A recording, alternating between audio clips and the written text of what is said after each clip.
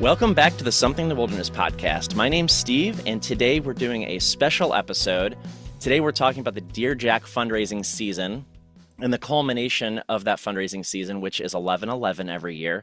And this year, Andrew McMahon and his team chose Detroit, which is special to my heart because I grew up just outside of Detroit. So it was like a homecoming for me. It was kind of like being a tourist in my own city to an extent, even though I live a few hours away now. And in that time, I got to meet up with other fans who have become friends over the years and reconnect and see a couple awesome shows. But today, I wanted to bring on a couple of guests. And today we have Kristie and Arielle from a fundraising team that were also at the show. And we're going to talk about all of that today. So welcome back to the show to both of you, because you are both returning guests now. Yeah. Hi, Steve. Thanks for having us. Thanks for having us. Yeah, great. Yeah, My voice is a little shot from being at the last two MFEO tour dates this weekend, so advance apologies for the hoarseness, but yeah, just to jump right into it, I'm gonna put you on the spot, Arielle. How many Jack shows have you seen this year? Do you even know how many? Yeah, no, I do know. I hit 7 official tour dates plus Red Rocks, so 8. Wow, that's fun. incredible. Yeah.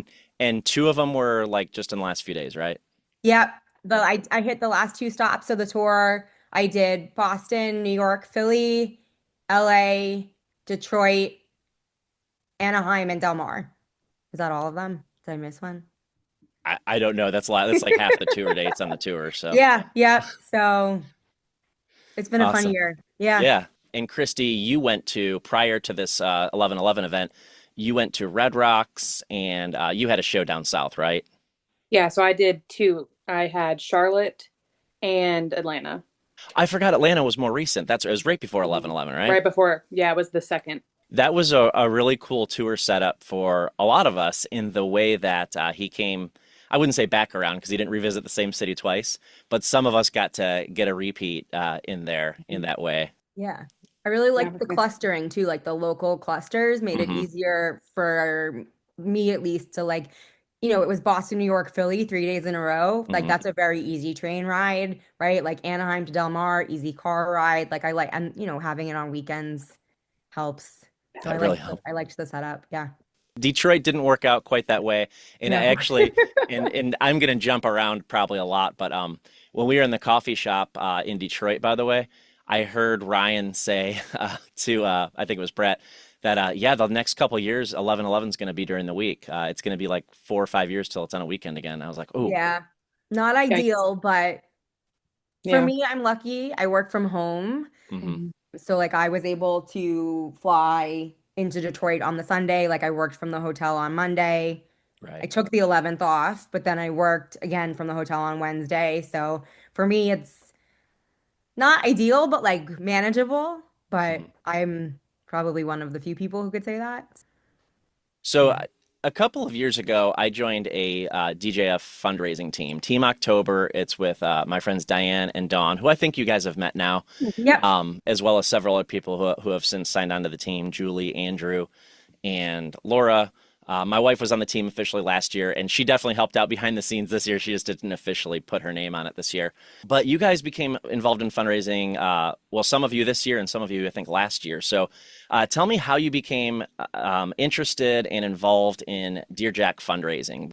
Well, so I professionally am a graphic designer, and I've always wanted to start a bonfire page. I saw, so many other people doing it, making merch, sort of inspired by the band. And I had talked to Lisa Nardi and said, I really want to do it. And she encouraged me to start one. And so last year, 2024, I started a bonfire page and I started working with Andrew's management team and the staff at Dear Jack to like get permissions to use the logos and like make sure everything was clean and kosher. And the sort of arrangement that we have is that they're good with that for me as long as I have 100% of everything going to the foundation. So I'm really fortunate that I was able to build these relationships and start funding last year. Last year I raised about $1,500 total. And then around this time last year, I met Kat on the Discord, and we were both looking for an outlet for somewhere to post like the creations that we made inspired by Andrew and his music. And Mm-hmm. we didn't really feel like there was a dedicated space just for that. Like a lot of our posts were getting lost in like the existing groups, or, you know, there were restrictions on you had to post in the comments only. And so people weren't really seeing what we were sharing. And so we decided to start the Andrew McMahon Fan Art Collective with the intention of creating art and raising money for Dear Jack. And one of the sort of bullet points on our to-do list for the group was to start a fundraising team for this year. You know, as the challenge started, we reached out to the group to say, you know, if anybody's interested, please let us know. And we weren't sure if we were going to hear from anybody at all. But we did hear from a group of wonderful, happens to be all women. And it just kicked off from there, including our wonderful, wonderful, wonderful Kristie. So, Kristie, how did you step into this? So I was a big supporter. So I would buy merch, whatever it was that people were auctioning off, I would participate in, and I'd get a little cutthroat with the auctioning. I'll be honest with you there. I think we've bidded against each other, haven't we? We probably have. Kristie is all over. Yeah. I love a lithograph. I'm putting the little like words in the ear, like release these again, because we would all buy them all. Yes. But anyway, I digress. So I had no intention originally of being a part of fundraising. I was totally fine with supporting other people, trying to make these huge goals happen for Dear Jack. But when I thought about it, I was like, well, I have a little bit of a creative bug. I can come up with something that I can help and contribute. And so when they posted in the collective, I think I was probably one of the first people to submit to be a part of it, and never look back. I mean, this year was a crazy year. We definitely outdid ourselves on what we thought we could accomplish. So yeah, it was a year. And I mean, and it feels like it was so long, but it was literally 2 months of crazy. But yeah, I mean, I think we all kind of were expecting it to go one way, and then we like totally beyond exceeded what we thought we could do. So first of all, most of us didn't know each other before this started. Okay, that was my next question. Which of you knew each other? Yeah, Kat and I met for the first time in person at the New York Jack show in June. Mm-hmm. You know, we had been talking online, you know, for 6-9 months or so. Kristie and I have been internet friends for a long time. Through Andrew stuff. Same thing. Like I had met Janine also just like through selling stuff. I met her for the first time this year at the Philly show. So our team is me, Kat, Kristie, then other wonderful group of women, Janine, Casey, Jess Greenberg, who you know, Megan Simmons, and that's it. We're 7. Okay. Yeah, and so, you know, Megan and Casey met up for the first time when we were young this year. We wanted everybody to take it seriously. We didn't want anybody to just come along for the ride. And so we said we actually did have one other person join the team. And we sort of talked about commitments and expectations, and they left because, you know, we said you have to do at least $500. And we had all these other, not necessarily like expectations, but hopes for the group, you know, about support levels and sharing and participation and who would do what kind of events. And, you know, it was a huge amount of work. And I totally, you know, we really wanted to make some sort of impact. And so we started out, you know, we each set our individual goals. And as a team, it came out to be about $8,500. And so that's, which like Kat really had to push me on that. I was like, it seems really high. Like, It does sound high. Like it's crazy. That is quite a goal to start. I mean, yeah. And we haven't even talked about where you got to, but yeah, I know. As a starting point, that is a high goal. Yeah. It was so high. We were all kind of panicked, to be honest. We were like, oh, okay, here we go. We had a team Zoom. You know, I sent out like a list of like an agenda of things that I wanted everybody to think about, how they were going to fundraise, what their individual goals would want to be. And we all met for the first time and talked about our goals. And we were like, oh, this is a lot. And you know, you're sort of all looking at each other and we're like, let's do it. Crazy. Yeah. And yes. And to be clear for people listening, there's no penalty if you don't meet your fundraising goals. No. It's a personal and or a team goal that you set for yourself and or your team. Right. And that would be great to meet. And, yes, it's a goal, not a mandate. Yeah. Anybody can fundraise any amount, but that was your personal goal. Yeah, and so, especially it's funny too, like I met Ryan Pettingill and Red Rocks. Well, I didn't meet him for the first time, but I saw him at the Dear Jack event at Red Rocks, and I was And like, I have a and few he's the questions. director. He's the director of Dear Jack, Yes. right? Is that his Yep. title? I Okay. believe so. I believe so. And Mhm. I said, I have a few questions for you about the challenge this year. And he goes, let me guess, you want to know what the prizes are? And I said, no, I don't care about the prize. I said, we're never going to win a prize. Like, I said, and at this point we hadn't even formed the team. And I was like, if I raise $2,000, like that would be huge for me this year. I was like, I Mhm. don't care about the prize. Like, I was like, just want to know when it starts. And I had a couple other like questions about bonfire but I was like the prizes and winning and lofty goals were like not even a consideration. We were like, we're gonna have fun, we're gonna like meet some new people and It's interesting how it's kind of bonded groups of people because yeah. I notice just from interacting with you guys in person and through the Zoom that you guys have become closer and talking to you Mhm. about your other team members as well Yeah. and how you guys communicate regularly. And I could say the same about the people I fundraise with. It's just kind of we found each other through the music as it goes. We've talked about this on the podcast before. We found each other through the music, but then we found like even deeper meaning to it through this Absolutely. fundraising. So Yeah, I think that's probably the most rewarding part of it all. I mean, I knew Arielle, and to be honest, I didn't know anybody else. And now it's like, even though our job here is done, our fundraising is over. I'm like, okay, guys, good morning. Like, how's it going? Like, it's part of our day to day now. Like, we don't just drop off. Like, we're a family.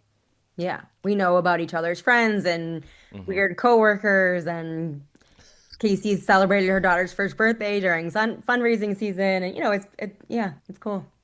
Yeah. Can relate to a lot of that. Yep. Yeah, it's so nice. And it was cool to come together. Before we get to the Detroit events, we haven't mentioned the number yet, but I think you guys hit 50,000, right? That's the last number I saw. That's incredible. So you said your original goal was 8,500. You hit 50 grand fundraised? We are at $51,631 As of That is today. amazing. as of recording. Yeah. As of record, yeah, and just so everybody knows that the date, of course, as this always goes, the date we're recording is different from the date I release. So we're recording exactly 2 weeks after 11/11. So the fundraising challenge isn't like over, right? People can mail in checks and things. And they're still counting the Yeah, money or so something. today is the deadline. As long as everything was postmarked by 11/11, any digital Hmm. money had to be in By before mhm. midnight, crossing over to the 12th. But if anything came through in the mail, they were giving it 2 full weeks to be Okay. counted. So, Wow. That's yeah. that's a lot of leeway but I guess how mail goes. So Real Yeah, snail legally, mail. I'm sure they want to protect themselves and And so tomorrow, again, as of recording tomorrow, they'll announce the final number of fundraising, which we'll all be excited to see. So yeah, we'll I'm we'll look out curious. for that. And by the time this episode is released, we'll be able to see that number. So Yeah, and I'll post that on Instagram.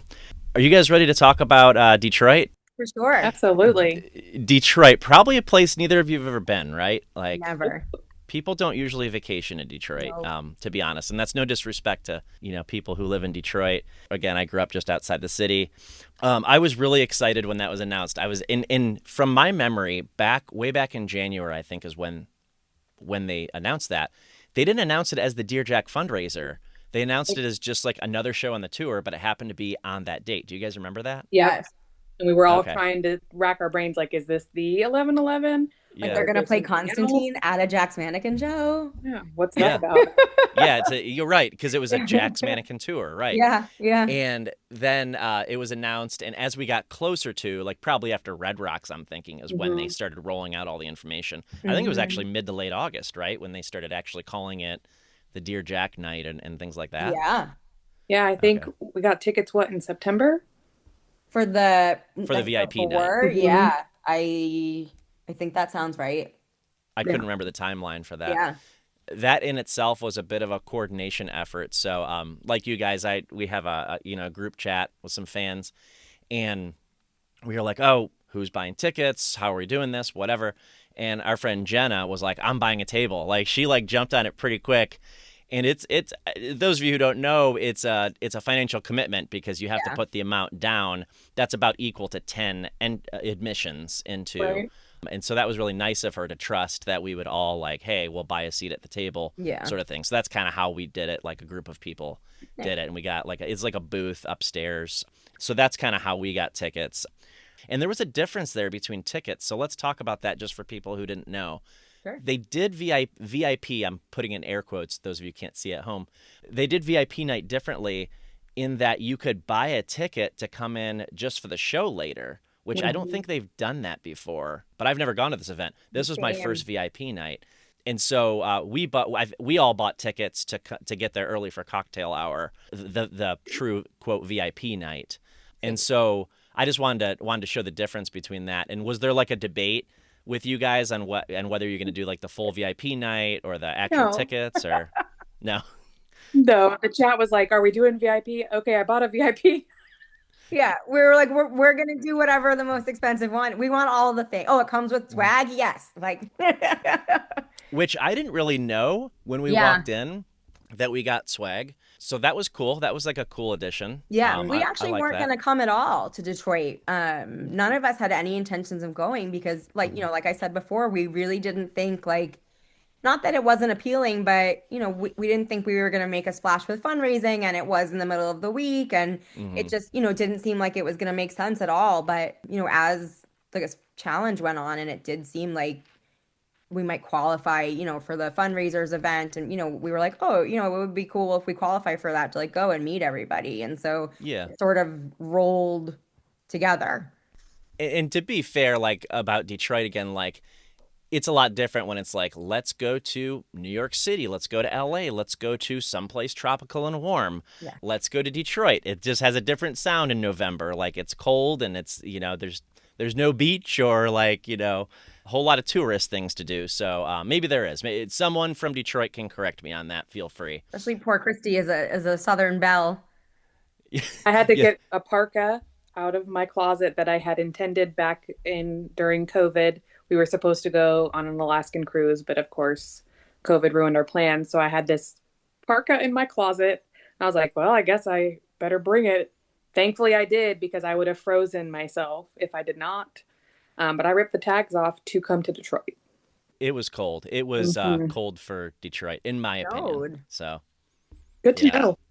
Arielle, you're East Coast, like cold. Yeah, so. and same with Kat lives in Toronto. It's even further north. So yeah, it was just me and my warm-blooded self down here. And there was people from all over the country that that came, which was really neat to see. Again, it was maybe kind of proud for my hometown at the same time. I was like, oh, people are coming to Detroit. Like, this is cool. And again, I mentioned this earlier. I got to see it as more of a tourist. Like, hey, let's go to the oldest bar in Detroit, Jacoby's. Let me walk around downtown. Let's go have lunch at one of the cafes. Let's meet up at the independent coffee shop right downtown on a weekday. So it was like hustle bustle of a city, that you'd expect people going to and from work and things. And so I definitely felt like a tourist. It was interesting. I saw places in Detroit I hadn't seen before, and I saw places in Detroit as I hadn't seen before, if that makes sense. Well, yeah. There's just like a unique look at it. So we actually stayed right across from like the GM headquarters. So that was cool to see. Yeah. And then like we walked from coffee back to the hotel. It was too cool to walk both ways. But yeah, so it was cool. Like as we were walking back, they were starting to decorate the center of the city for Christmas and stuff. So like we got to see some cute street art and murals and stuff, but definitely not enough time in the actual city. Yeah, I don't feel like I had enough time either. I didn't technically stay in the city, so I stayed, again, having friends and family nearby. I could have stayed with my parents. They live about 40 minutes north. But my best friend has a house, and it's just him, and he likes having me over because he's like, yeah, I want someone to stay over. It's cool to see you, but it's also cool to have people at my house that I love. The most selling point of that was he's a late night person.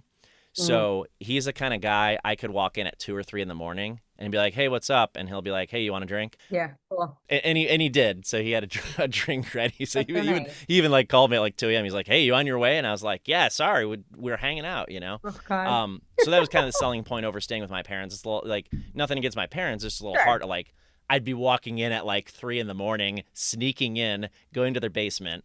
It was not as appealing as just like, hey, I'll stay in the spare room. What's up? Especially you're going to see them, for Thanksgiving, which is just a few weeks after that. So it's nice that you got to see your friend. Yeah, and actually, I did see them that very Oh, weekend, good. which was Okay. another. Yeah, they came to visit like 3 days later, so it was all good. Cool. But you guys had some hotel difficulties, or was it just Oh. you, Arielle? No, we stayed We were all together. together. There's a little bit of hotel drama. I don't know if you guys wanted to go into that or not. I know it's a bit of a. Sure. So I flew up from Florida. I went from Boston Friday evening to Florida for the weekend. My grandma turned 99. So we had a birthday celebration for her down where she lives. And then from Florida to Detroit on Sunday. And while I was on the plane from Florida to Detroit, I got an email saying your hotel reservation has been canceled.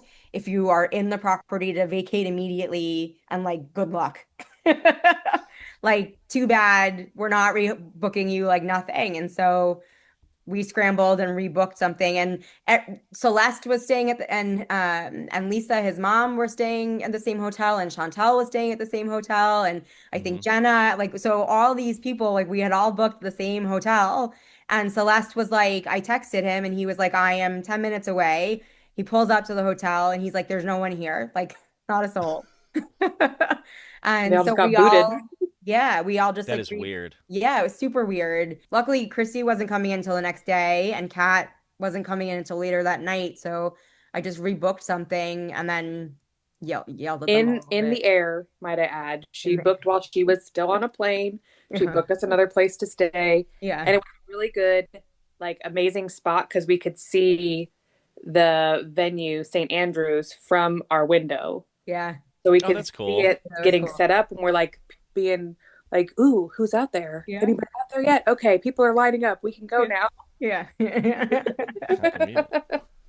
It ended up working out really well Mhm. because like Christy said, the spot was super close to St. Andrews, and it ended up being like a really nice hotel, and Marriott was very kind and taking care of us for the inconvenience. So it was a headache, but it ended up like kind of being a non-problem. So Okay, I'm glad to hear that. I'm glad that it turned out for the good because I saw a lot of that chatter in group chats and on social media. So, and I was worried about all you guys. yeah, I mean, less than an hour's notice. I got like a second email saying like if you're in the middle of a stay, go, you got to get out. Like, Well, I'm glad you guys figured it out pretty quick. It sounds like so. Good job. thank you. So on the day of, so we're gonna jump into 11:10. Kristie, you said you were looking out the window. You saw people lining up at St. Andrews. The first of the two shows, so 11:10 VIP night, as we called it, as Dear Jack calls it, Dear Jack Foundation VIP night. If you paid for the cocktail hour, it opened at 5:30. So I know a few of us met up at Jacoby's next door, then lined up, and we could get in at 5:30. What was that like? Let's talk about that experience. I think you guys were some of the first people we saw, actually. Yep, here we are. We have a picture right in the We entrance, do. actually. We do. Yeah. I mean, I just think the venue itself, I mean, the fact that it was called St. Andrews couldn't have been more perfect, right? Oh, perfect. And Yeah. I know we got a picture, even in the freezing cold, of us with the St. Andrews sign behind us. I think the space was a really cool space. And I mean, just being able to see people that you really only see online, especially since we only go to, most of us, Arielle does travel for a lot, but most of us stick to our locales. Yeah. So a Regions. lot of people that maybe I've only seen on the internet. So that was pretty cool to like meet in person. Like Steve, I met you in person for the first time. Yeah. So Oh, you know what?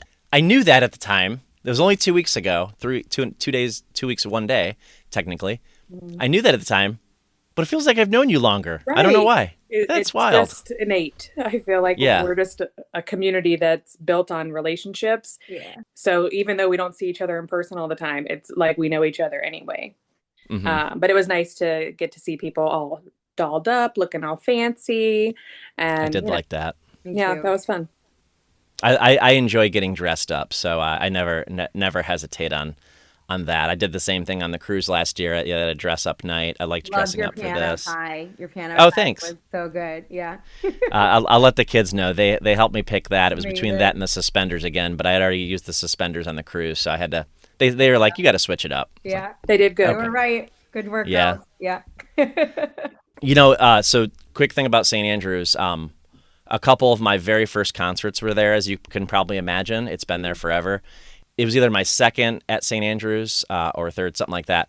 But but I saw Weezer on their Pinkerton tour in 1996. Wow. If you can believe that. I'm really dating myself, but I still, 1996.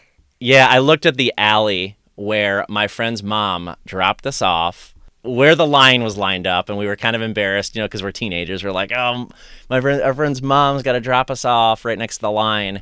Got out, got in line, but it's still a core memory for me.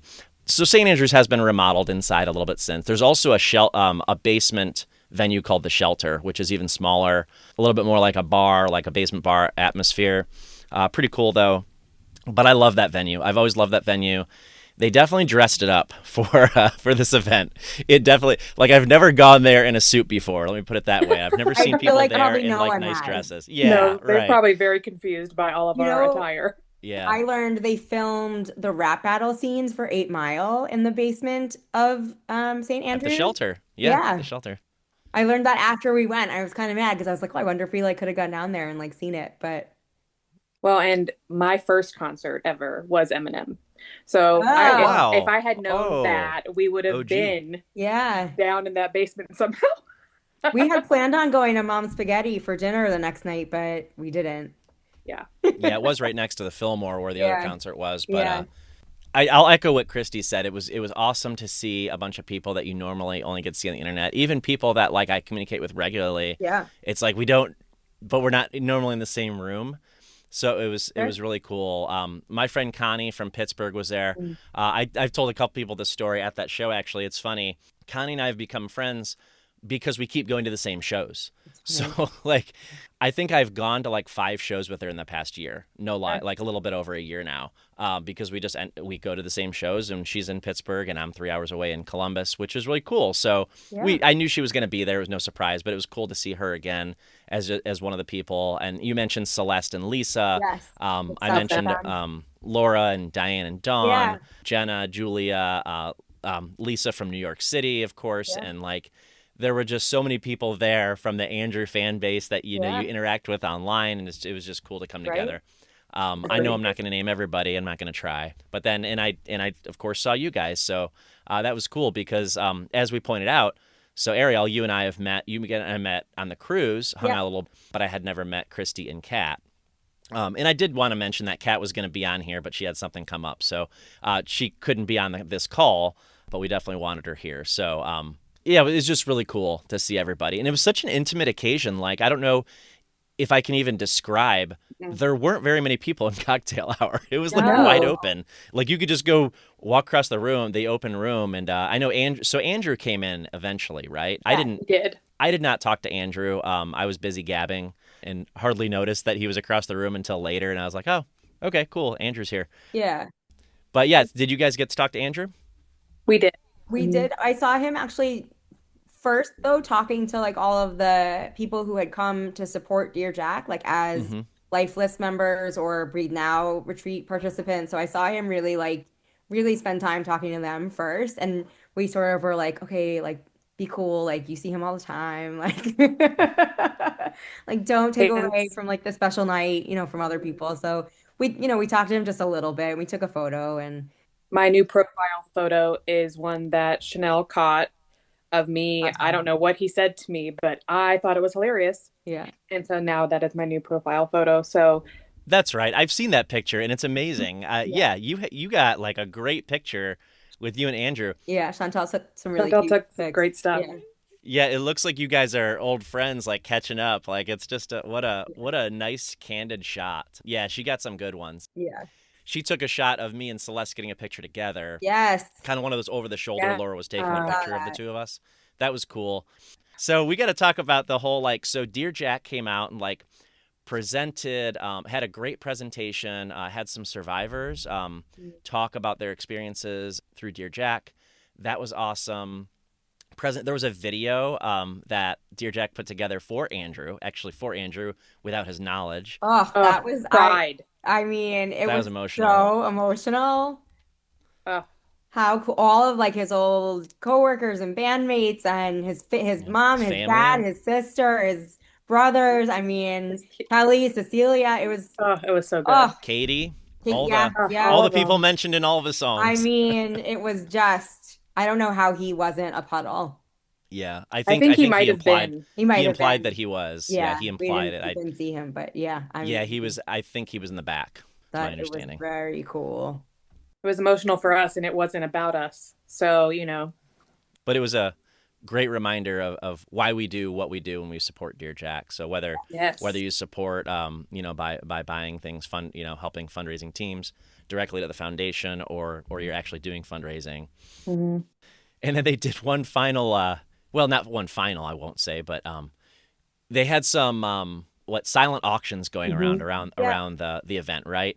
Mhm. And then a couple of the guys from Dear Jack came out. I don't really know Oh, it was them. Mike Sigmund. He was the auctioneer. Mike. Okay, I Mike don't know who Sigmund that. is the chair of the board, I believe, for Dear Hmm. Jack. And he was the auctioneer.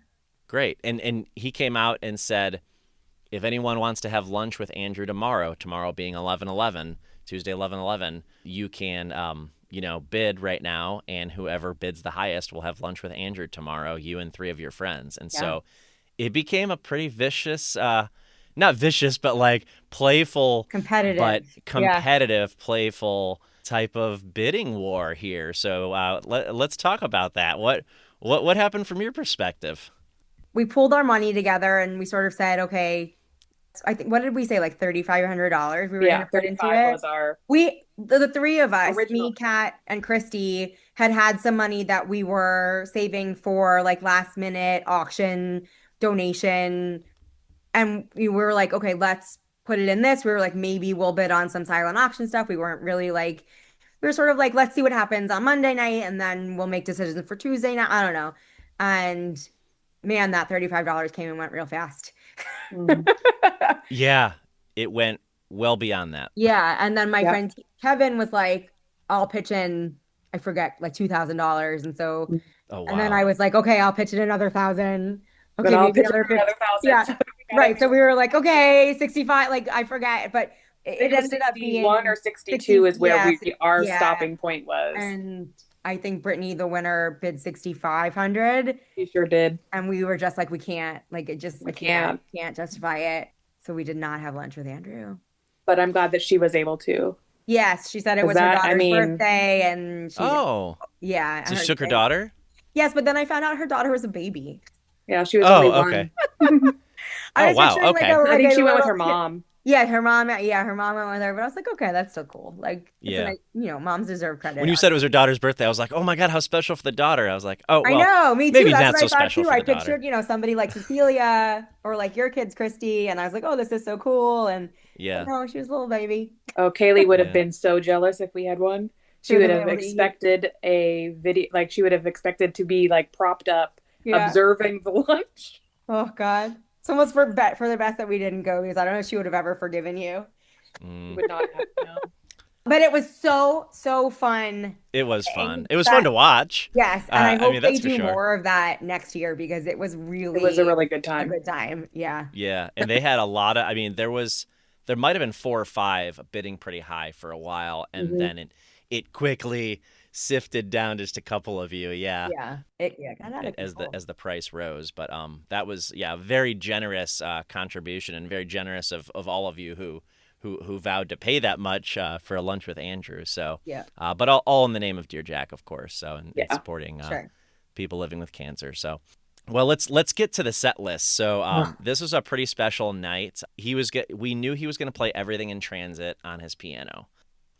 I have seen once in person because I went to the 10 Years in Transit, but not just him on a piano. And that's, to me, a different thing. I Oh, don't know that what you was, guys think. I'm 100% in agreement.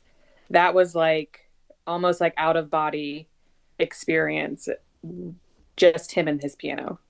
You could feel every note. You could feel it. It was different. It was just different. He was Yeah. different. I think he Mhm. feels like free when it's just him and the piano and he's not thinking about what the band is doing or, is everybody's sound working or, the props and the lighting. And I think he is just more happy and comfortable when it's just him and the Hmm. piano. And he was telling stories, Yes. and it felt intimate. It Yeah, felt very. special. More of like, and I described it. I've seen one other Andrew show. It was just him and a piano, and I described it the same way. It felt like I was like in someone's living room, and he was performing for us and just like talking to us. So that was the vibe of that night, which is, it's a different experience from going to the Jack shows. The Jack shows are great rock shows, and we'll also talk about that. Yes. But this is just a different feel. And the stories he tells, I didn't take much video. And I always kind of like argue with myself. I'm like, I want to take video because I want to remember this. And then I'm like, but I want to enjoy the moment, but I want both. And yeah, it's a hard so balance. I do. Yeah, so I do enjoy watching everyone else's videos. I took videos of a couple stories just because I kind of wanted to capture like him being candid. yeah. And then, of course, I recorded one song, which we'll get to. That was like super duper special to me. I couldn't resist that. My logical brain lost on that one. I was like, I'm recording it. That's it. It Yeah, happened. I'm doing it. We're doing this. Yeah, I gotta have this. And that was partially for I don't even know if Marcy's watched it, but like that was partially for her too because it's one Aw, of her favorites. that's so nice. I loved the story about Miss Delaney about. Are we telling Oh, yeah. Yeah, I go ahead. ended up Yeah, telling that's it to great. the people at the California shows this weekend because I thought it was so funny about how, he was like dating this girl and then he ended up going on tour with her boyfriend or ex-boyfriend or whatever, and this and Miss Delaney is about him, like that he wishes he was dead, and I was like, this is so funny. Why treat him like he's dead? Yeah, right. I guess he thought the guy wanted to fight him, and then it Right. turns out the guy probably never even wanted to fight him, and he made this whole thing up in his head or something. Yeah. Or maybe he did, maybe he didn't. We don't know. But yeah, that was pretty hilarious. Yeah. There. I love his stories. Me That's too. how I felt in Indianapolis in 2023 when I saw a set of it was like Wilderness, but it was all like his stuff, just like storytelling and just very candid, joking around. Maybe screwing up here and there, but like just jumping back in and like it's like whatever. It's just like I a love couple the hundred mess people up. here. Yeah. I mean, the big mess up there was Oh, that yeah. he almost forgot Dark Blue altogether. Yeah. But I don't think I think Almost. some people noticed. He- To be honest, it didn't register for me because I Same. was just so in the moment and enjoying it all. Really? I didn't even notice that he missed it. Oh, it I drove don't me until he nuts. brought attention to it. I was It- like, oh yeah. It drove me nuts. I hate to say it, but I was like, why didn't he Why play didn't Dark you say Blue? anything? Like, why didn't he play Dark Blue? Well, I was like, I just talked myself out of it. I was like, Yeah. I mean, I was up fairly close. I would have kind of had to like yell up to him, and I'm not the kind of person who's going to do that, first off. But like, I also was thinking, I guess I turned to Connie, who I was standing with, and I was like, I guess he's going to play Dark Blue at the end. Yeah, Like, sure. it seems like And an that odd is something choice, he but- does sometimes. Yeah. So I get Yeah, it. so I figured he just skipped it, and I was like, that seems odd. Like, he said he'd do it all, the whole thing, and then it was implied it would be in order, and I was like, and so my brain was just like, it was supposed to be right there. Why wasn't it right there? Damn it. So, That's so funny. No, I don't know the last time I've listened to any album in full in order. okay, I do. I listened to like just everything on random, like shuffle, and just like being in there and in the moment. I don't think I would have noticed if he Yeah. skipped anything. Like I just It's the exact middle of the wasn't album, counting. so yeah, when he hit Kill the Messenger, I was like, wait a second, that's like, I consider that toward the end. yeah, Mhm. So I was like, something's not that's right. when I knew. I won't say I know the exact order of all of the tracks. Like, I don't know. Right Kind of now, remember even. where they fall. I Kinda, know it's in the sorta. middle, and Kill the Messenger is on the second half. So that's what I do know. We love it. We love him anyway. Yeah, He and still so did it. Awesome. It just Yes. wasn't in order. and you know what messed with my brain is he didn't wait till the end to play it. He then put it after MFEO and before Into the Airwaves, and then I was like, wait a second, no, it can't go here. That's the wrong order now. Watching him like process it in real time, I could see him like looking at the paper and being like, He's like, what? Did I forget it? Did He's I like, do I this didn't wrong?" play it. It was funny. So was it him who realized it, or did someone Yeah. point it out? I couldn't. No. Okay, I was thinking someone pointed it out to him. I don't think so, unless it was like someone in his ear. Mm-hmm. Well, I do think that some people, once he realized it, they did draw attention. Like, we tried to tell you, but I don't know Yeah. that you could have heard them unless Okay. they were like what no, you said. he said screaming he was it. like, why didn't anybody tell me? He's like, you all yell stuff at me all day, all the Oh, wow. time. He's like, this is the nicest you guys have ever been to me. To not, Well, to it was so not say quiet, and anything. it's like Yeah, it just right. like I said, it just felt like a guy talking, Yeah. and we were just sitting there listening and like Yeah. listening to his stories. I mean, it sounded great. The whole thing sounded amazing. Yes. It just felt a little out of whack for me because it was the tracks were out of order. That was just it was funny, but I was so glad to hear those songs in that way again. might be my favorite way to see those tracks. Like, and it's probably because I just haven't yet. Mm. It was different. That's probably what it comes down to. It felt really special in the moment, Yes. like something I didn't know I would see. That I would use the same word. Very, very special. Then he pulls out, hey, this is an album I don't normally play songs off of, so I'm going to play you a few songs off an album that didn't get a whole lot of love. And of course, the room went kind of nuts because there's a lot of People and Things fans in the fan base. And we get a lot of love with The Glass Passenger usually. Always have, I mean, since the original Jack's days. But People and Things was kind of glazed over because Jack's came to an end just a year after that album came out. And even, so the 10 Years in Transit I mentioned earlier, that I went to in Columbus 10 years ago now, I looked back and there wasn't a single People and Things track played, at least at my show. I didn't look at all the set lists. So it was, he played Everything Transit and like 6 songs from Glass Passenger, then a cover at the end. So yeah, he really didn't touch it much for a while there. Are you guys fans of that album in general? Because I don't think I've talked to either of you specifically about this album. That's probably one of my favorite Jack's albums. Okay. Yeah, I mean, there are many songs on that album that I love. Everything in Transit is my number one. Yeah. Through everything. I mean, way up here. Yeah. Yeah, it wasn't my entry into Andrewland, but for me, it's like a no skip album. It's one of my top albums like of all times. But there are lots of songs from People and Things that I love. I'm actually looking at the track list now, and I feel like he played almost the entire album in its entirety at some point this tour. Like he played, I don't know if he played 10 Days Gone, but he played everything else for sure. I think all the original. So there's 11 tracks on the original. 10 Days Gone's a bonus technically. A bonus, you're right.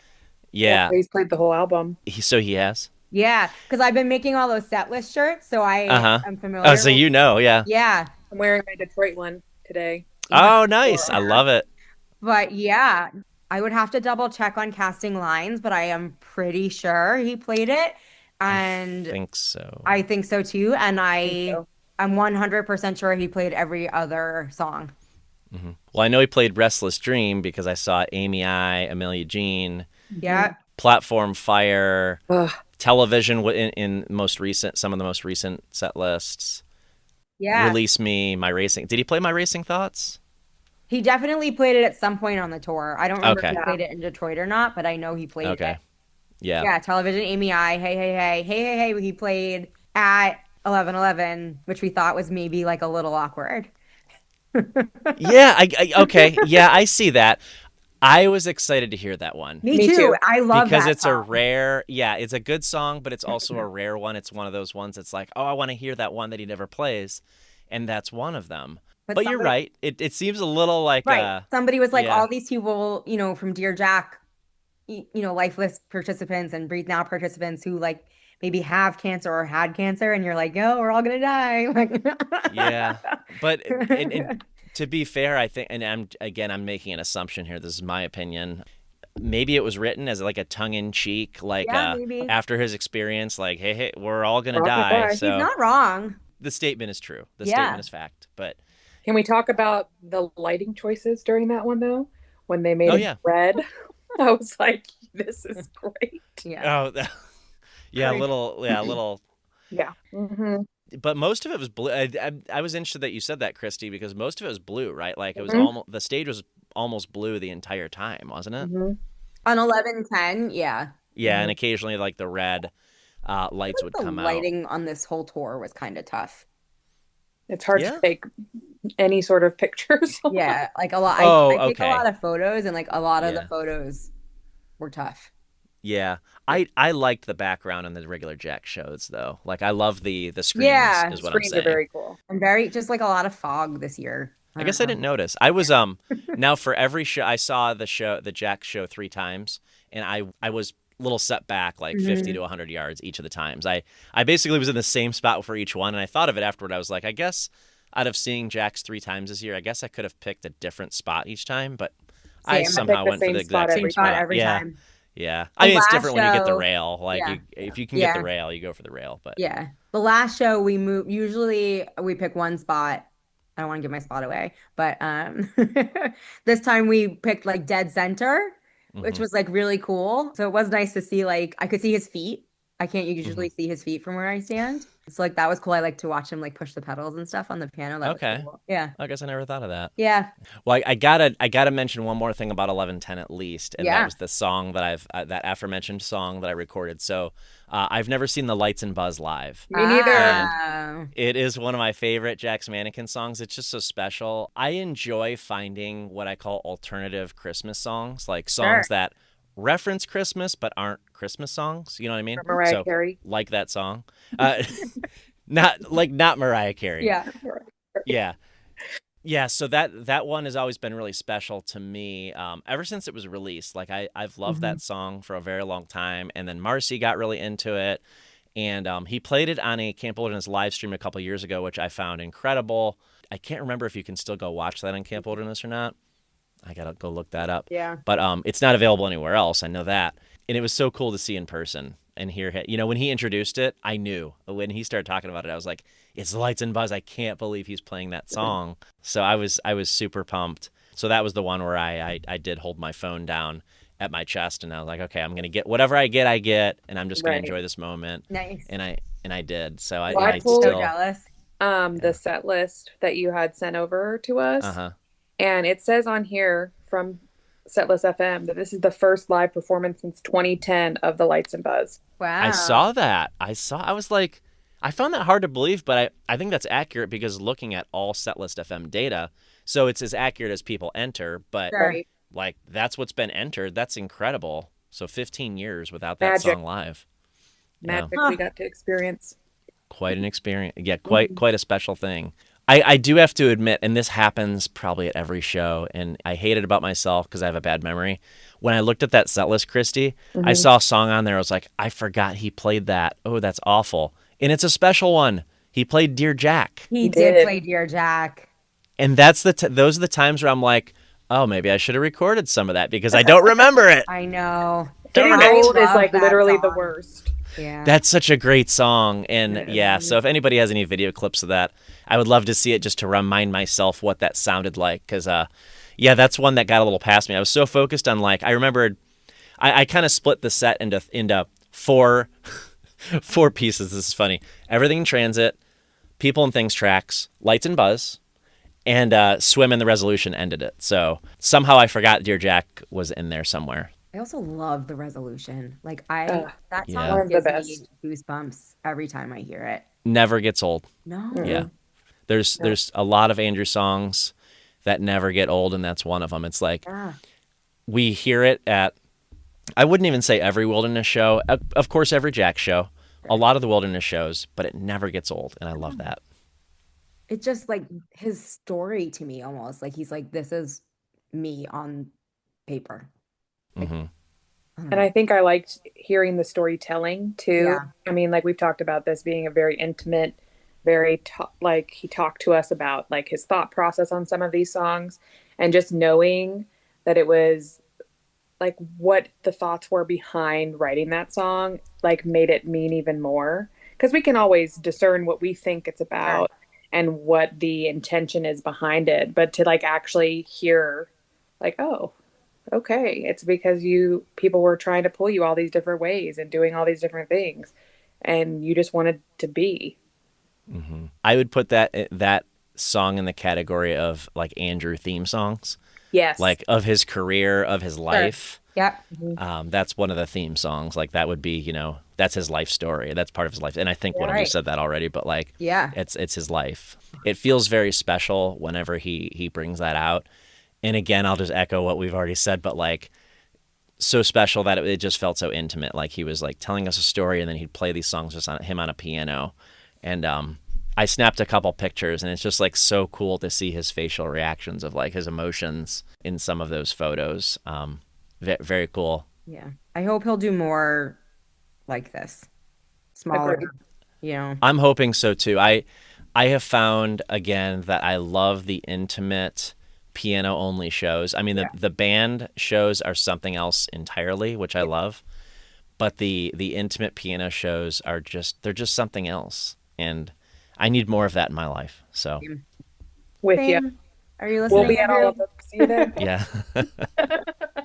This is what we need. Yeah. Yeah. So let's get it on the schedule. Yeah. Anything else about 11:10 that we missed? I just wanted to add that it was really nice to spend time with the staff of Dear Jack. Mhm. Yes. We even seeing Andrew was really cool, but like for me, I go to so many shows, like I see him frequently enough that like it's not that it's not still special, but like I never see the staff at Dear Jack, and especially for me where like I've been working with them so much over the last year to like try to figure out all this like merch stuff and whatever. It was really nice to like have a face-to-face conversation with Ryan or like finally meet Brett in person or I met Susan on the cruise, but to like really be able to like have 5 solid minutes with her in person was just like really cool. So I was really thankful for that. I agree. It was a special night for a lot of reasons. The music was part of it, Yeah. but it was also a nice gathering of like-minded individuals to Yeah. come together. And you don't just get that anywhere in the world. You come together and you're all here for a very important purpose. And and to have these conversations, even if we're not talking about fundraising and when we're not talking about Dear Jack specifically, we're just having conversations with other passionate people who are passionate about the same thing we are. And that connection is so special to me. I agree 100% because that's what we thrive on. And as a community, I feel like too. Yeah, I agreed. Did you guys do anything after the 11:10 event, or did you just head back to the hotel? We went back to the hotel. Yeah. Well, we got ice cream. We got ice cream. And then Where'd you get ice cream that time of At night? the I'm just hotel. curious. Oh, okay. Gotcha. got some I I was like, well, had there's an more. ice cream shop in Detroit No. open at 11 o'clock? Kristie came in so early that morning, like Uh-huh. flew in, and I worked on Monday. Yeah. Like I was tired. I'm old, man. Like Yeah. Yeah, I think I was up at the airport by 5 o'clock in the morning. Oh, geez. what did you do, Steve? What did you do after? So we went back to Jacoby's. A lot of us came out onto the sidewalk afterward, and people were like, where should we go? What should we do? And I was like, well, I went to Jacoby's right before with a few people. Like, we could just go back there. It's like right here. You can see it. Yeah, they were right And next so, door. I don't know, 10 or 12 of us headed over there, maybe more. And then when we got there were actually other fans who had come over naturally because, again, it was right next door. Mm-hmm. And then later on, so Andrew and the people he was with, and then Dear Jack people, they did show up there. But I will say I didn't approach them. For one, it was a tightly packed bar.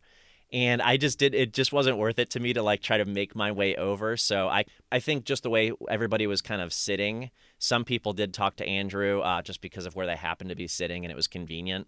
And others of us were just kind of on the end of the other end of the table. So, but it was cool. It was, again, more kind of connection with other fellow fans. It was kind of neat. So one thing funny about it is when we all first went in there, again, before Andrew and Dear Jack people arrived, the people who were in the bar kind of looked up.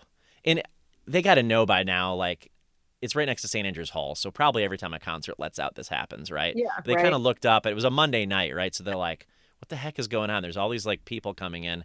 To our And, local bar. What are you doing? And you're dressed. Yeah. And you're And we're dressed dressed up. I Yeah. think maybe that was what threw them off, actually. So, like, several tables of people got up and left pretty quick, which I felt a Scared little them bad, but away? I'm like, but we They kind of didn't took have over the to bar. leave. It was a small bar, so we kind of took like, because we just kept coming, people just kept coming in, Okay. and it was getting really crowded, and they're probably not used to that. Like, this is the bar where we were just watching the game. Yeah. That's so You know, funny. they probably went somewhere else, but I'm sure the bartender didn't mind. He was pretty busy.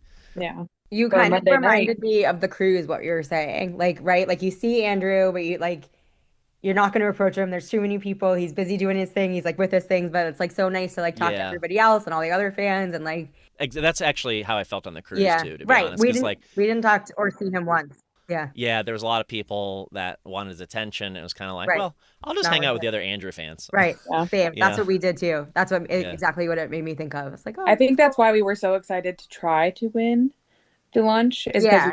to get that just solo time when Yeah. when it's meant for you, right? But I understand that, yeah. So I actually made a few friends that night at the bar that I hadn't met before. Oh, There was a cool. couple from Pittsburgh that I ended up seeing at a different concert last week too. That's funny. After 11/11 in Columbus because they travel for shows a lot, and another girl named Chelsea who came down from Minneapolis was there. I'd never met her, but like she Oh, was I a think I friend. sat next to her at He's the one with the Legos. Yes. Yes, yes, she makes the Legos. Yep, Yeah, you I got. Yeah, sat I next didn't. to I didn't her. know that. I didn't. Yeah, it's funny to put together all these connections, like of Mhm. how you know, like yeah, the Legos. Okay. Legos. Yep. She had brought my set there, and Oh, okay. so that's how Yeah, I remember exactly who she is. She's like, "Oh, we're sitting right beside you." she's friends with several people I'm friends with, and so now we're friends because Love like we it. all watched the Jack show together in 11/11 together, so that's cool. Love it. But yeah, Awesome. that's about it. So then I couldn't find my car because there's several parking structures that look exactly the same. And I was wandering around, ended up walking. This is by myself, by the way. Walking through Greektown Casino at like 2:30 in the morning. I'm on the phone with my friend Dan, who again, best friend in the world. Staying at his house that night. He's like, "Where are you? You said you were going to be here at like 2." He wasn't worried about like how late I was getting there. He was worried like, "Why haven't Where you are left you? Detroit Yeah. yet? Like, what are you Are doing you on the streets of okay? Detroit by yourself?" And he was kind of guiding me because he was like looking at a map on his phone. He was like, "All right, go this way. Like, try this one." Like Oh talking my me God, through it. that's such a That's nightmare. a good friend. He's a good friend. He is, and he knows Detroit, like, which is really helpful. I'm like, it's all different since when I came here. They like redid all these streets and these buildings, and there's like these giant parking I don't know. Like, I'm in one of these structures, but Gotta get an um, iPhone, Steve. It'll map where your parked car is. oh, Come over to the dark side. Come over. yeah, maybe I need to become an iPhone/Mac user. Like, Yes, I'm still like I Android know. PC all the way, That's but okay. That's my I don't husband know why. too. Yeah, I don't Yeah. know why I'm like stuck.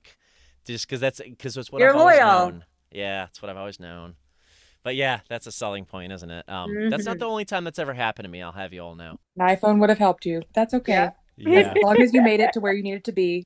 I did. Obviously, you're here, so Yeah. we're good. It was all good, and so I ended up staying up way too late with my buddy, talking about the night and about that this friend of mine. I had two tickets to Grand Rapids Wilderness Show 2023 when Andrew did that short run, Mm. right as Tilt to the Wind No More came out. Sure. And I had these tickets. I was like, Dan, do you want to meet me in Grand Rapids? And again, good friend. He drove almost 3 hours to Grand Rapids to meet me there. I Cool. drove separate to go see an artist he had never seen before. And he got it. He was like, oh, okay. I understand why you guys like go to and he met Andrew afterward and he was like, oh my God, this guy just like hangs out afterwards and like meets all his fans and Yes. he's so cool. And I It's was like, best. you get it now? Best. Yeah. Yeah. So he knows why I was in town and like he's very well aware of this fandom. So I love that. Tuesday morning was nice. So I drove back to Detroit and we got to meet up at a coffee shop for the Dear Jack Foundation Yes. meetup, right? I loved that so much. That was Me cool. too. Yeah. Probably one of the highlights. It was so nice of them to treat us, Hmm. which was just like so sweet. It was an event for just like, I think you had to qualify, like your team had to raise over $4,000 and or individuals over $1,500. 2000. Oh, 2000. Okay. Yeah. So it was really nice of them to, just acknowledge all the work that everybody was putting in, which was really cool. And, we all sort of see each other's names and teams on the website. So Mhm. it was really cool to get to be like, oh, you're on this team. And like, okay, like I saw you. Great job. Like it was cool. So There was at least like 5 teams represented, if not more. It was like a nice personal social event, just like meeting up at a coffee shop with friends, but yeah. not all of us know each other, Mhm. but it was nice to get to know each other. Absolutely. Yeah. And again, to spend more time, with the Dear Jack staff, and Hmm. Andrew's manager was there, Yep, and the shop itself was like super cute. It was, it was. it was a nice morning. I make it a point to stop in local coffee shops. Not to say I don't go to Starbucks and Dunkin'. Don't get me wrong, I do that too. But I do try to get to local coffee shops when I go to different places. And so again, that was really cool to be in Detroit and be like, oh, I get to see like a local coffee shop. Like it's one of my favorite pastimes to go hang out in independent coffee shops Awesome. back home. So I go find these. So or in different cities I'm in. So I was glad that they planned it there. Yeah. And parking was not ideal for those of us driving in, but I know most people are staying in the city, so I understand. And they had that limited edition coffee that they had teamed up with Andrew to make. Oh, I didn't know about that. Oh yeah. I I forgot what think Tell it's me it's, about that. I wonder if it's still on the website. Yeah, I was just gonna look also. Okay, I'm Um, not familiar with this. I thought it was cute because I drink macchiatos. That's like my favorite. Uh-huh. And I thought when I ordered it, he's like, you know that this is not the macchiato like at Starbucks. And I was like, yes, I understand. So like, Good. I think even Kat was like, why is your cup so small? I was like, it's a macchiato because if my cup Oh was yes, big, yeah. So is it just espresso, or is that why it's so small? essentially, yeah. And it's like Okay. filtered a certain way. But like when you think of a macchiato, normally you're thinking of like a tall drink with milk Mm-hmm. and almost like a latte, but Starbucks doesn't do a macchiato the right way. Okay. Not the Gotcha. traditional way, I should say. Wouldn't have known that. Well, I just learned something. I just thought it was cute that he made sure that I didn't know what I was getting myself into. Yeah. Sure. They had, right, this limited edition coffee. It says in collaboration with the incredible people at Desert Oasis in Detroit, Michigan, called I'm Ready, special blend. And then it's for sale on the website. There's 66 left. Oh, I missed out on that. Yeah, there was a really cool can, like a canister that they were selling at the coffee shop and then at the show that night. But I don't see that on the website, but it looks like they have bags of coffee. It was like a weird flavor though. It's like guava. It was like guava cherry something. Yeah. I would try But it, I but talked to one of the girls that I met at the show and she bought it and brewed it and said that she didn't really like taste the flavors. Like it just tasted okay. rough. So yeah, try it. Well, and I think when things like that, I'm one of those like collector type people. So Hmm. I probably wouldn't even open the bag. It would probably just sit on my shelf. I would too, yeah. Yeah, a lot of people just wanted the can. The can was really pretty. So Yeah. you mean like the Kristie, you mean like if you had bought the Holiday from Real Beer in Milwaukee 2 years ago, would you still have it sitting Probably. in your house? Yeah, I do. Okay, I good. still have, We're yeah, kindred spirits, s- Steve. several Kindred of spirits. them. Like I With the can't bring beer in myself to it? drink. Yeah, I can't bring myself to Oh, drink them. Like why would I drink them? They're I they're probably collector's empty it and items. keep the can. yeah. I No, do like the, we have empty cans too. Yeah. and I Yeah, do I drink think, them. I can't remember which team it does, but they do candles in them, right? I think yeah. Well, that's Llama Lifters in Milwaukee, Okay. Lisa and Celeste. Reason So Plus. I was like, I know somebody does it. they hosted that event. They partnered with they. You could request with this brewery to do Okay. your charity, pick your charity, and they Hmm. were picked. Dear Jack was picked 2 years ago, and it's a really cool can. It's amazing. So I wish it was easier to get them to people because I do have Yeah. extras, but like you're not supposed to ship Dip alcohol, liquids and yeah. Yeah. Yeah. so kind of frowned upon. Because it was it good? It was decent. The taste was decent, but the can was better. Okay. The cans, For sure. yeah. Maybe you should I, like poke a hole in it and like drain it Drain out it. so that nobody can see that it's empty. Yeah. oh, that's true. Yeah, yeah. I could do that. Have one Yeah. in your suitcase for me because I don't have one. I will pay for it. You might need a reminder on that. Okay. I do have some cans. Okay. I'll remind. So yeah, after the coffee shop, I don't know. We went to lunch. I don't know what you guys did, but Same. we went Same. we went to lunch right around the corner at Hudson Cafe, which we saw other Andrew fans. We ran into Jenna and Julia, who weren't even with us at the time, but Oh, like nice. they happened to be at the exact same restaurant, which again, not expected because like you guys were all staying in the same area, I think. I don't, you know what? We ended up staying in a different hotel then. They all relocated to one hotel, but I was like on the airplane and so I just booked like what I could get on the Marriott Hmm. app. So we ended up staying at a different hotel from them. At different hotels. Yeah. Okay. I think they were all still like really close to each other though. Yeah, some of them were in the same hotel. I know. Yeah. Did you guys do anything before? I know you had VIP at like 3:45, right? Did you guys do anything before that? No, There wasn't really time. Like, I didn't have VIP. So how was VIP? I think it's always. I mean, I think that venue. I of course have never been to Detroit. That venue was beautiful. Yeah, I love the Fillmore. Yeah. It used to be called the State Theater, mhm.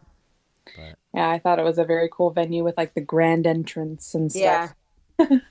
I mean, yeah. it was a little cold in the line, and there was ice falling off of the roof of the place where Oh, because I right. guess there was the construction on the side where they usually have people line up.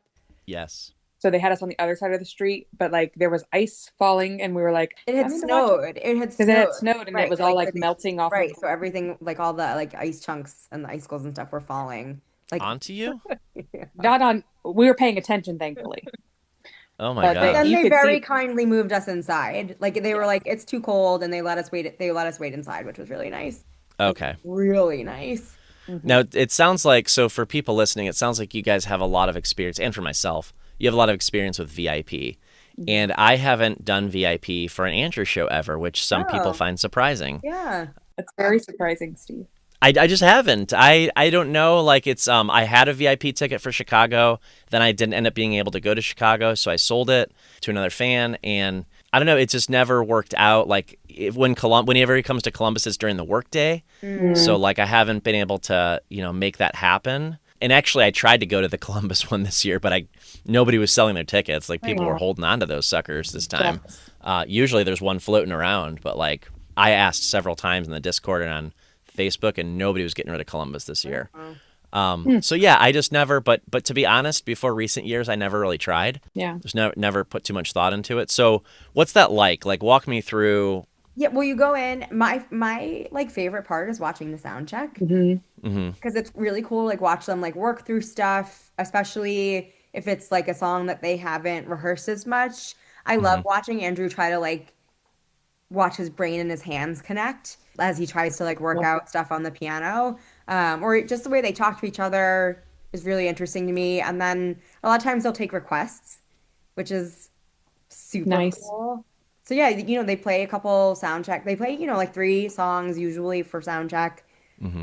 Sometimes one more, sometimes one less. It's Depends on how the sound check is going. right. Because it's their practice. Yeah. Right. It's really them like rehearsing. It's real sound check. It's not, so and we do that and then everybody goes out, lines up, and Andrew talks to every last person, hears everything that they want, every last thing that they Never want to rushes. say, never says no to a hug, a handshake, a photo, signs anything and everything. He's just cool. so generous with his time. You get like a merch item, right? Or Yeah. don't you get? For this tour, there was a pin set and a poster, like a VIP poster, and he signs the poster for you. It was the black MFEO Black tour poster, poster, yeah, right? and then That was cool. and then I saw that. they had like best friend pins. Oh, I did not see that. Yeah, they're Okay. cute. Yeah, they're really cute. So did you guys have good VIP experiences? Yeah. Yeah, Yeah. I can't remember what he played. People running, right? I can't remember. Dark blue. Dark blue was for the At kids. soundcheck? Yeah, someone Dark told me Blue. that he Oh, the played kid Dark Blue. requested it, right? Yep, that's what I was told. Yep. Yeah, I remember that. Was it people running? No, I can't Remember. see. This is what happens. People Running when you was get- on the set list apparently.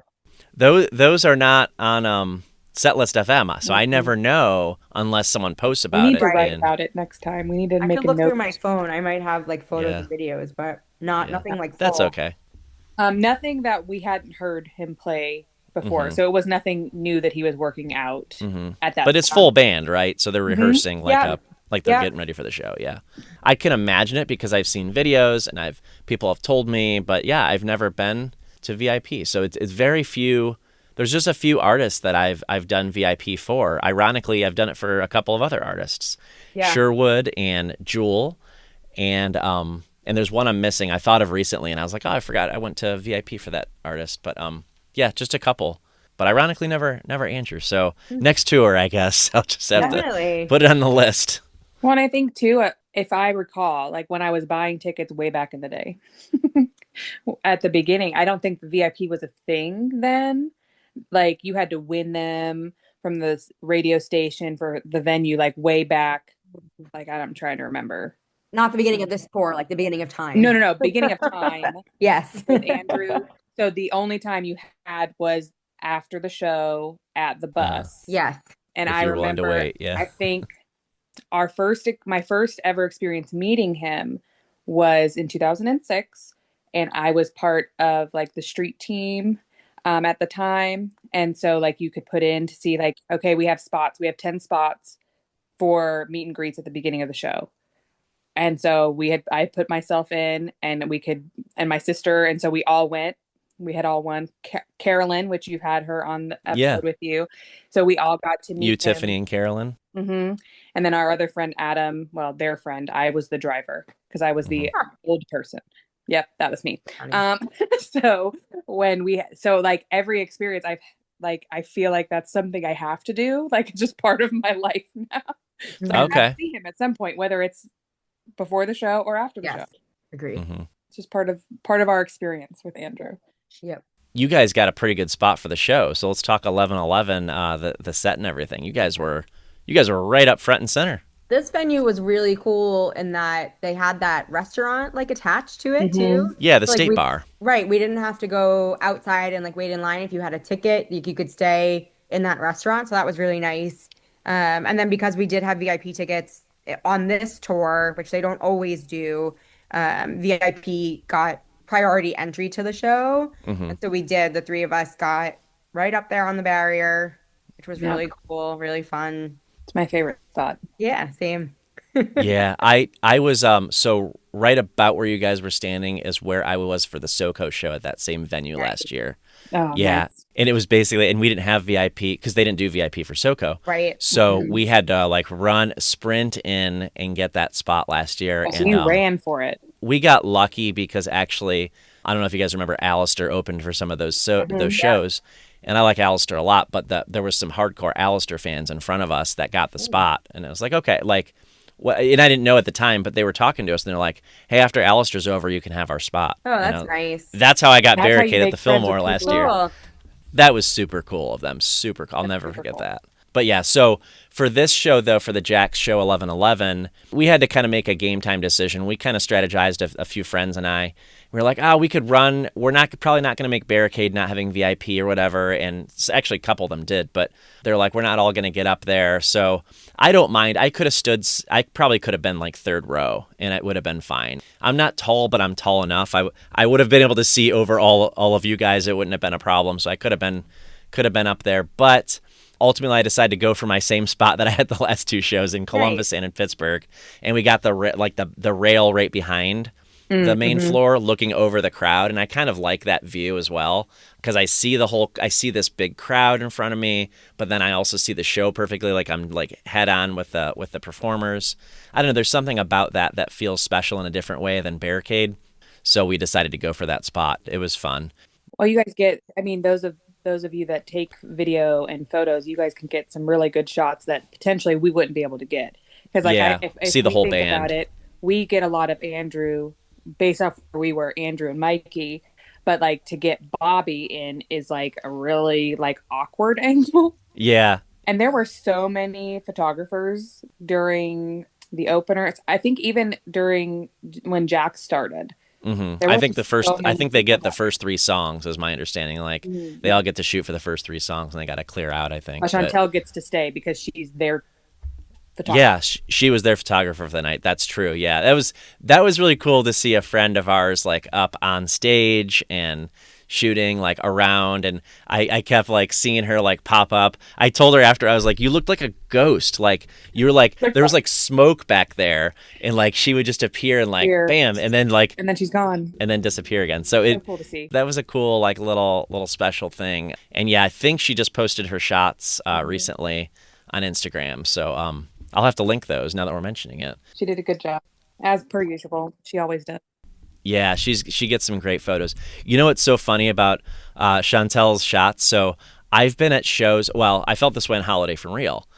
When I would see her taking pictures, I'm like, put my phone away. I might as well not even bother. Like, I'm gonna look at her pictures on Instagram. How about that?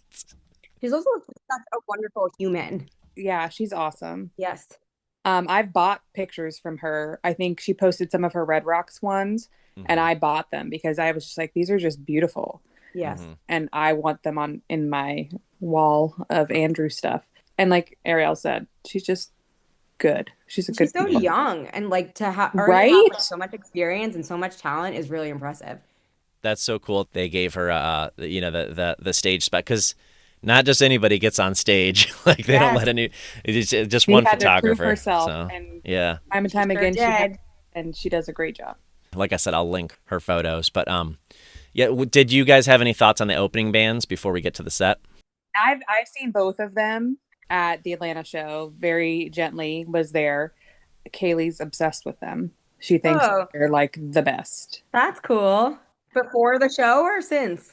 No, just since, because she was like, these guys are awesome. I think she also thinks they're cute, but probably. But Hello Goodbye, I have seen before, I actually saw them on tour with Andrew prior and then by themselves. So I'm a Hello Goodbye fan. I've become a Hello Goodbye fan. I think they're a good time. It's definitely a different vibe, but it's a good time. It felt like maybe an off-the-wall choice for a Jack's Mannequin set, but it was fun. It was super fun. I saw them open in Columbus, and I saw them open, of course, in Detroit when you guys were there. It's just it's a different vibe than Jack's Mannequin, but I'm okay with that. It was like, and it was a different vibe from Very Gently, to be fair. Like, different vibe. Yeah, because they were kind of serious, like folky storytelling type band, which I liked. Actually, Very Gently reminded me of newer American authors. They're kind of into that like acoustic folky thing right now, and which I enjoy. I gotta say, Very Gently is on my list to check out at some point. I think they just signed a record deal. I follow them on Instagram now. Okay. They just signed a record deal, so I think that's pretty cool. Andrew's helping making people's careers. Yeah. Jumpstarting them off. Cool. I will see Hello Goodbye again. They're actually they just announced a tour with Early November, and they're going to be in Columbus in March. And he had mentioned that when they were in Columbus. He said, we'll see you guys in March. You know, sometimes bands say that, like, it sounded very specific. So I was like, I guess they're touring in Columbus in March. And they did. They just announced it this past week that they'll be back with Early November. And if I've seen Early November, I don't remember because it's not a band I follow, but I've enjoyed. So that'll be a cool one. If the stars align, if the schedule works out, then I will be going to that show. I haven't bought my ticket yet. I have mine for our show. I saw you post on Instagram that you already bought your ticket. Yeah. So I have a question about your Columbus show. Yeah. Did he sing Here in Your Arms in Spanish? No. If I'm not mistaken, I don't think he did Here in Your Arms, which he didn't do one of the songs that everybody knows. There's two of them, right? I don't remember which. Shimmy Shimmy Quarter Turn. That's the one he didn't do. I'm sorry. He did Here in Your Arms. He didn't do Shimmy Shimmy Quarter Turn. So people were like my friend Stephanie, who lives in Cincinnati, she was like, I can't believe he didn't play that song. But then he did play that in Detroit, right? They played it in Orlando too. Yeah. My friend Jordan was at the Orlando show, and she and I are both doing Spanish Duolingo together. She sent me the song, and I was like, what is this? And she was like, it's in Spanish. Because I was so prepared to go, aquí. Yeah. They didn't do it. I was like, I don't know what they're saying. No, he did not do that in Columbus. He did it in Atlanta, but it was a good time. They are very goofy. Just a whole different stage show, which I can appreciate. So yeah, I agree. I'll have to give him another chance. Yeah, it's different. It's definitely different. Sometimes I'll kind of prep for the opener, and I'll be like, all right, I'm going to listen to some of their stuff, like maybe their most popular songs or maybe an album. And that's what I did. And I was like, ooh, I kind of like this. Their probably popular album, Zombies, Aliens, Vampires, Dinosaurs. Yeah, that one. And I enjoyed it. But what about the set? Do you guys have any thoughts about the 11/11 set? I know very, very different from 11/10. We talked all through 11/10, but this is a Jack's Mannequin rock show. This is something a little different. And I know each of us saw several iterations of this set throughout the year. I mean, I always think it's interesting because this is my first 11/11 experience. So watching Jax play Constantine is very odd. Yes. And I mean, I know why we play Constantine on 11/11. I totally get it. It threw me mentally, even though I knew it was coming. But I think the other set list, since we've seen the tour in different venues and different times throughout the year, I mean, it was expected and it was great. For me, MFEO Into Caves is 10 out of 10. So killer, so special. Just like so thankful for that. Yeah, those are two of my favorite of his like songs, period. Not just Jack songs. And to have them go from one to the next. They're also like both for him really challenging and long songs. So to do them back to back like that, just like must have been a real challenge for him physically, vocally. So special.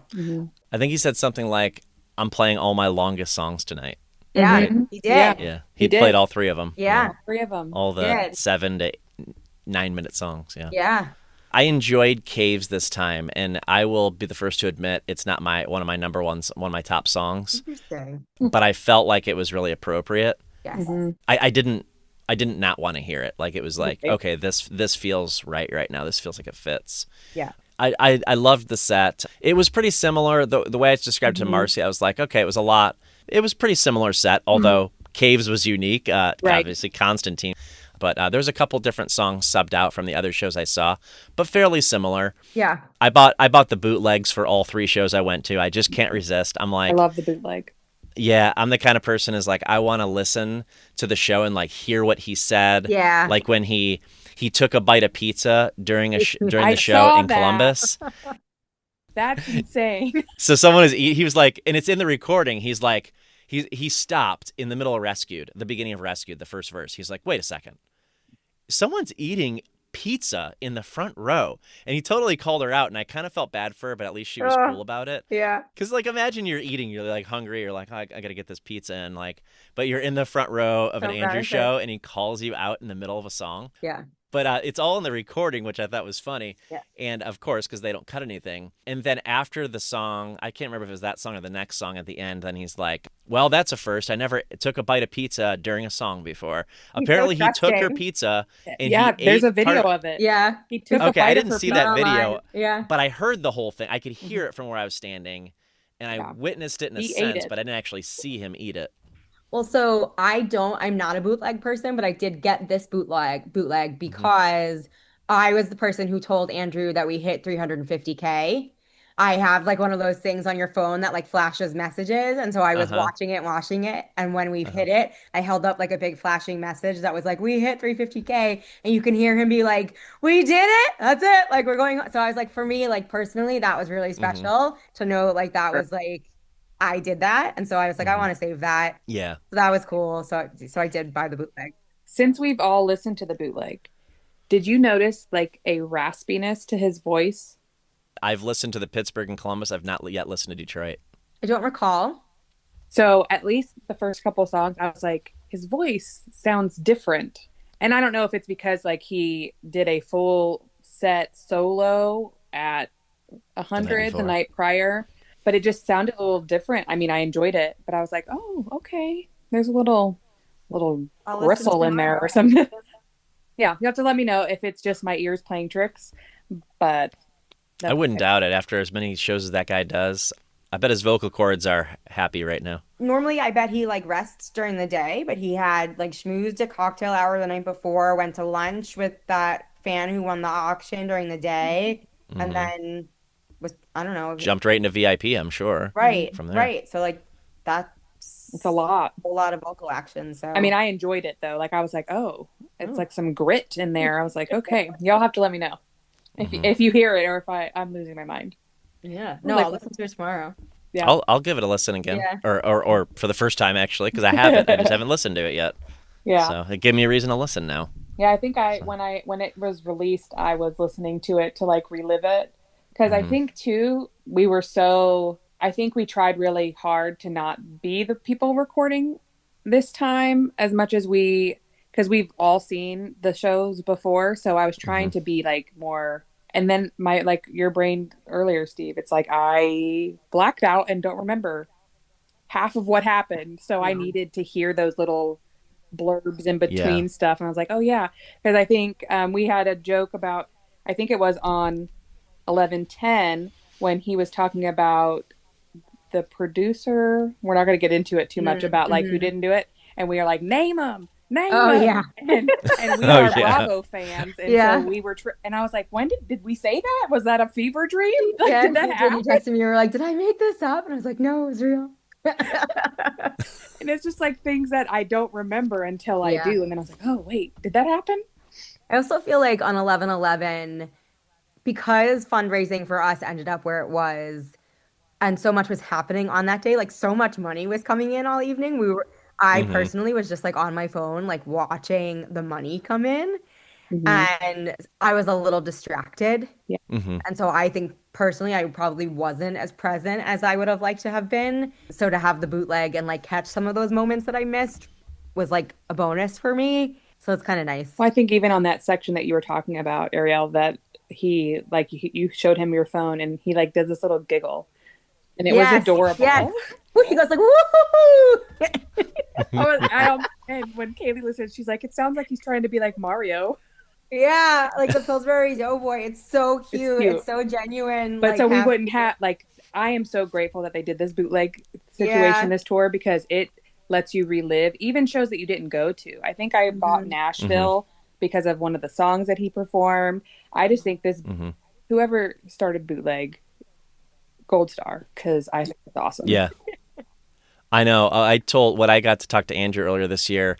What I said to him is what I'll say to you guys, and that's, all my life, not all my life, but like since the 90s, since I was a teenager, I've been going to concerts. And I remember thinking back then in the 90s, I was like, man, I wish I had recordings of these shows. And finally, someone has done this. Someone is getting soundboard recordings and selling it at a very reasonable price, like 10 $10 bucks. a Come on. show. Like, I would have paid it. Would have paid for a drink for Hmm. $10 at the Sure. Fillmore. I'd rather pay for the recording that I get to keep forever. Well, Steve, you and I talked when I did my podcast episode with you about how I'm a Dave Matthews Band fan and like their app and whatever, but they have allowed tapers at their shows since 1995, 96. And so I have live Hmm. recordings from every show of theirs that I've ever been to that I've never paid for. That like there's just like a fan website and they upload all of the recordings there and it's just like Wow. something that people do and the band allows for it. Yeah, it's like super cool. So to be able to have this now for Andrew shows is amazing because I've always had that for Dave shows. Hmm. So it's like for me something that I'm kind of used to but like was missing. And so It's I so love, but I don't love that I have to pay for it because I'm used to having it for free. but it is reasonably Yeah, It priced. is very So reasonably she will priced. pay it for is. Yes. it. Yeah, Yes. Right. I will pay for it. yeah, Yes. yeah. 10 bucks is less than a CD would have cost. I kind of Yeah. compare. I try to compare it to different things that what else I could buy, and again, the drink comes to mind because it's like I get a drink at a concert, but I'd much rather have the Yeah. recording. So Well, Yeah. I got a drink at yeah, that bar and I think it was what, $23? I was like, jeez, Yowza. oh my but it was one of gosh, their like signature cocktails, so they were themed. They had Oh, at theme. the venue bar. Yes. Mhm. Those Let's see if I wow, have the discounts. picture. Oh, yep, $23. I got the swim. It was Bacardi, coconut, orange juice, pineapple juice, and grenadine. $23. Buy a whole It bottle. was a You could tasty buy all drink. those ingredients for $23. yeah. C'est la vie. I did it while I was there in the moment. Yeah. Any final thoughts about the shows? So between 11, 10, 11, 11, and it was quite an experience. I enjoyed it. I'll go back. How about you? For Yes. sure. Yes. I don't know that I would miss one Yeah. now. Yeah. It's going to be difficult with our schedule, especially during the week. So I would like to say the same. I think it's going to depend on where it is. True. I got That's lucky true. with Detroit. I know Detroit was not convenient for everybody to get to. Let me put that out there. But it was very convenient for me. There's other Midwest cities that would be, and there's potentially other outlying cities farther away that would be convenient for certain reasons for Yeah. me. I don't know if I can make anything I work though, think but I could make it this needs to work. be somewhere warm next year, like after having it in Detroit. That would be ideal. Yeah. And then it's interesting. I know I've become friendly with someone sort of in his inner circle, and she was saying that she really feels like they should bring it back to California next year, like that they haven't had one in California for a really long time, and it's a big Yeah. anniversary year next year, I think, right? For the Dear Jack Foundation. Mm-hmm. Fi 15, 15? is it 15? I forget, but so she was like, maybe she, Oh, it's 20 years of Dear yeah, Jack. I It's think 20 years right, of I Dear think Jack. so. Okay. And so she was like, it kind of makes sense. Me, nothing is anything, right? But she was just telling me her Hmm. thoughts. And she was like, Yeah. it kind of makes sense to bring it back home. And I was like, I'll come to California. Like, I don't care. That would be harder for me to pull off. Yeah. That's It's one of such a those long that's like flight very, for yeah, me, very but difficult. Yeah, I think that's Yeah. because like Detroit, the flight itself was 2 hours. yeah, It easy. was a Hmm. quick flight. Yeah. Like mentally going to LA, you lose the time from being East Coast to getting to the West Coast and then going back. It's just like, whew. So a lot of time is spent traveling, whereas otherwise, if it's closer on the East Coast, it's easier to accommodate.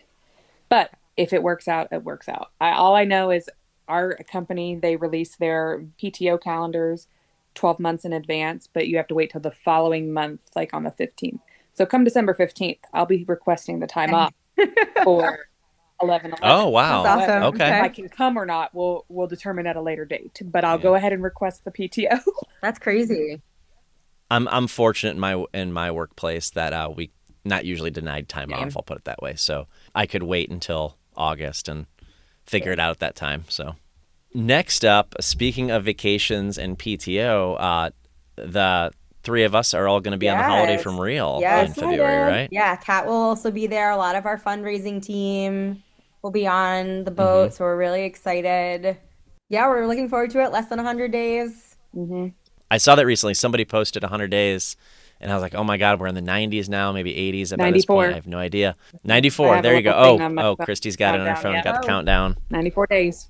Yeah, I'm looking forward to the cruise, and again, it's a lot about the music, but it's a lot about like seeing all the people I've met through this fan base. That's what's so fun. It's what makes events like the 11/11 events, 11/10, of course, Detroit in general special. It's what's going to make the cruise special again, like it did last time. I live for that stuff. To be in an environment where you're surrounded by Andrew fans, I don't know. I've been describing it as like summer camp lately. Oh, I love Feels that. like summer camp. Yeah. For summer camp for Andrew fans. So that's, yeah, I'm loving these events. So on the cruise last year, Andrew described it as extreme joy. Like, and I have been stealing his words. I said that is exactly just what it is for me. Extreme joy. Oh, I can't wait. Yeah. You're right. It's the people, it's the music, it's just the sunshine. It's all of it rolled into one, and it's just like indescribable once you get off it. It's like, wow, I can't believe what I just experienced. So, but I think, again, I think Detroit helped me capture just a little bit that, minus the sunshine. Yeah. Because it was cool to be surrounded by Andrew fans and just like kind of go into restaurants and bars and in the venues and be like, oh my God, I'm surrounded by Andrew fans. I love that stuff. So it was a lot of fun. It was so cool to see you guys and connect with you and finally meet you, Kristie. And we mentioned Kat. I got to meet Kat. We'll look forward to getting to know her more on the cruise. And then and we'll see even more people on the cruise, right? That we got to hang out with last year. Yes. So big group of us coming this year. We're working on our travel plans and hotel plans and whatever now. So we're trying to, after Thanksgiving, I'll figure out one step at a time. Theme nights and I can't. So are you going to be a mermaid, Steve? I've thought about it, but I decided to go in the other direction. I mean, we were trying to think of something clever to do with that theme. Yeah. I didn't come up with anything that was, realistic, let's just say, for me. Time. Yeah, so Marcy's doing something, and then I'll probably just be a pirate because pirates and mermaids. And it feels kind of standard, but like... That's my least... I'm like least excited for that one. Yeah, I'm not excited about that. I wish they would have stuck with the lyric type theme ties or whatever you want to call it, like the ties to lyrics. Sure. Because Baby's the 80s is another night, and then Space is another. So those make sense to me. I couldn't really connect with the pirates and mermaids. So the ship, I guess. Yeah. Ocean. Yeah. Ocean. He always mentions the ocean. Last time I loved prom. I was super sad. I really wanted them to do prom again. So I'm kind of trying to get my crew to do like 80s night as 80s prom night. 80s prom. Yeah, that would be fun. We'll see. I'm going to do it either way. So yeah. Whether they do it. There's my cue, I suppose. 80s prom night, I guess. I think that's what she's saying. I think that's what she's telling me. Yes. Yeah. Start dropping hints soon. Oh, yeah. I mean, that would be better than what I have. Yeah, I have like some pretty standard 80s garb. It's so fun. It'd be more fun. Yeah, but then I would have to find something. Yeah, but you can buy like used or vintage or, like thrifted. Certainly not buying new. No. We're not no. Right. Thrifted, not happening. Yeah. We'll see. We have a little bit of time. We'll figure it out. 94 days. 3 months. Huh? Yeah, exactly. The year before for my countdown app. 94 days to figure it out. Well, thank you guys so much for joining tonight. But I think it was cool to just casually get together and like hang out for a night and talk about what we experienced there in Detroit with the 11/11 events. It was fun. Yeah, absolutely, Steve. Thanks for having us. Yeah. Thank you guys for the fundraising work that you do. Thank you for all the effort you put in. I mentioned at the top of the episode, I agreed with you when you said it's a lot of work. It can be. Like when you put your heart and soul in it like you guys did, like you guys do, but it's much appreciated, and it's for a great cause. Right back at you. Yes. Thank you. It's been fun, like I said, and there's additional benefits I didn't expect. Becoming part of a community. Yeah, big time. Big time. Agreed. All right. Well, thank you guys so much. It was great, and we'll be seeing you soon. Thank